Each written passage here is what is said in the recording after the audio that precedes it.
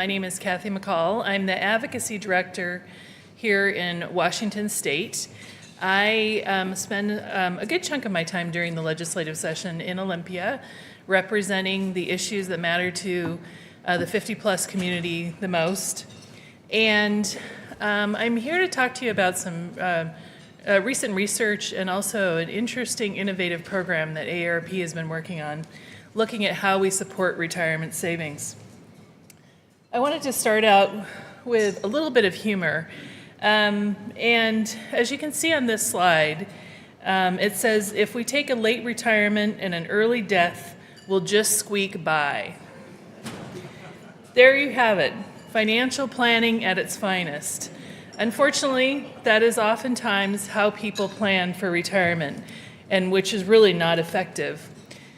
There's a real challenge that we face in this country, and that's the fact that more than 80 million Americans between the ages of 45 and 65 are aging, and that the population, 30% of the country's population, is within that aging demographic. As the population ages, that's going to create its own challenges. The biggest challenge is, so where are those 80 million Americans, and are they ready to retire? In this slide, basically half of the households, 52%, are at risk of not having enough money to maintain their standards of retirement. How many of you have heard of the myth of the wobbly stool, or the wobbly stool itself? A few hands, thanks. So the wobbly stool is basically the balance between a mix of pension, savings, and Social Security. But what happens when one leg of that stool falls down? The whole stool tips over. So we know that it's important to have a good, solid mix of retirement savings products. And I feel like I'm preaching to the choir. A lot of you have already planned for retirement or you're retired. But what I'm here to really talk about is the need that we have to really communicate this information to the next generation. I felt very fortunate growing up that I had a grandfather when I got my first job who asked me, do you have a 401k, or do they offer a 401k where you're working now? And I looked at him, I'm like, I have no idea what a 401k, what it was. I had no clue. And yet, he really instilled in me the importance of investing even a small amount of money at that time, and then continuing to constantly pay myself first. So I am really here to challenge all of you today to take what you learned today and take that back to your son or your daughter, a niece, a nephew, a grandchild, a neighbor, a young neighbor person, and encourage them to save. Ask them, how much do you have to save? How much have you been saving? And also make sure to tell them what worked for you and what maybe didn't work so well. So I wanted to share a little bit more about some new research that AARP conducted. And basically, this was a state survey. We had done some similar research around retirement savings a few years back and looked at the 40 to 64-year-olds. And we decided to take another look at that same data by redoing the survey and looking at 18 and over individuals and what they thought about retirement readiness. What we found was pretty startling and pretty interesting, so I wanted to share some of that data with you today. So I call this the good news because I don't want to go and call it bad news, but it's actually a mixed bag of information. First, we found that Washington adults are anxious about retirement security. More than 55% of respondents were very or somewhat anxious about their financial security in retirement. And they're very, very confident that they will have enough money to retire. Washington adults are confident that they will retire, but many do not know what it will actually take. More than 3/4, 77%, are at least somewhat confident that they will be able to retire one day. 7 out of 10, 71%, believe they are saving at a current rate that will give them enough money to retire.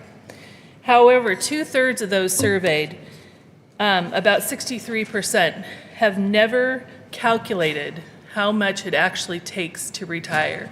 So you see the challenge. People are anxious and nervous, yet they're also very confident that they're going to retire, but they haven't done the work to really calculate what they need to be ready for retirement. So I think this slide is an interesting one. One of the best ways to build an income nest egg, in fact, is to be saving while you are working and having a workplace saving plan. In fact, people are 15 times more likely to save money if they have an ability to save at work. And I'll get into a little bit more in a little bit about why that's so significant and how that really helped us define a new program here in Washington State. But unfortunately, nearly a quarter of those adults have no way to save for retirement. So you see the challenge. There's a really great opportunity to get people to save, but yet there lacks the tools.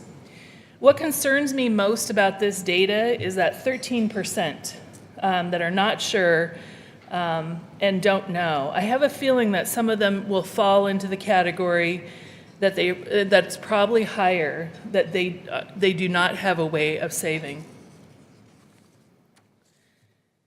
So why are people so confident? Can anyone guess, taking a look down this slide, what the most interesting thing is? Why are so people confident? Well, some people say that they're going to find another job in the future that offers retirement savings. Some say that they're going to start a small business. How many of you owned a small business or still own a small business? And how challenging that is? But they really envision themselves owning a small business that's going to provide enough for themselves and their employees and then give them a nest egg to retire in the future. But I think one of the most interesting parts, and my favorite, can you guess which part of my favorite the strategy to plan for retirement is? Can you believe 9% out of the 1,000 respondents said that they are going to win the lottery, and that is their retirement savings plan. So I hope you think twice when you go buy the next lottery ticket. So are people saving for retirement? Many respondents say that they're saving for retirement, yet self-reported retirement savings accounts are relatively low given the high savings rates. Nearly half, 45% of all respondents, say that they have less than $25,000 in savings. And unfortunately, the story gets a little worse. A quarter has less than $5,000 in savings. And 4% have nothing put aside, and that's across all generations, both millennials and baby boomers. So why are people not saving? The reasons are real. Everyday challenges, tuition, paying off debt, a variety of issues. I'm sure each of you has your own issues or have heard from your family and friends of their challenges. And nearly a quarter do not have access to a workplace retirement savings tool. 24% of survey respondents did not have a way to save for retirement at work, and younger adults have the least amount of access. Almost a third of millennials, 29%, currently have no way to save at work for future retirement, compared to 1/5 of the boomers who had access to retirement savings at work. As I mentioned earlier, national data says that if people have an opportunity to save at work, they are 15 times more likely to save if their employer offers them a plan. So Washington data supports this too. Adults without access to retirement savings overwhelmingly say that they would save if they had a tool offered to them, a retirement savings tool offered to them at the workplace. Yet there are many Washington adults that don't take advantage of workplace retirement savings plans. I have shared this story before. I was in Spokane, and was picked up by an Uber driver. And so the Uber drivers are part of what's called a gig economy, where people make up a full-time job by having a series of smaller part-time jobs.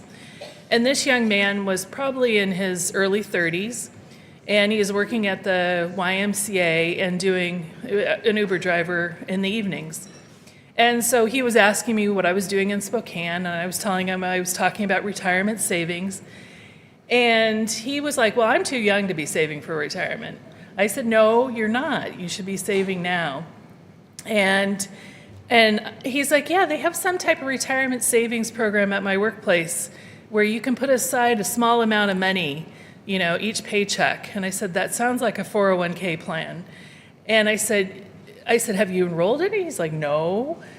And I said, you have just left money on the table because he knows that his employer will match that dollar for dollar. So after our conversation and our 20-minute car ride, he just said, tomorrow morning, I'm going into the HR office, I'm signing up for a 401k plan. The point is, I can't get out to all the Uber drivers, but all of you can talk to individuals, family members, friends, young people, and encourage them to do the same thing. Know what offerings are available to them at their workplace for retirement savings. So what's an approach? Because we can't be, I'm one person, we have a smaller staff. We're working with the Department of Commerce on a program called the Small Business Retirement Marketplace. The Small Business Retirement Marketplace is part of a broader strategy that AARP is working on called Work and Save.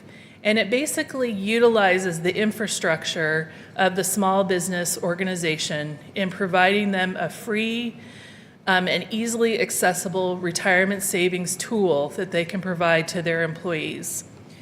This has received national media attention because everyone knows there is a retirement savings crisis and it's growing, and it's going to become even more evident within the next 10 to 15 years.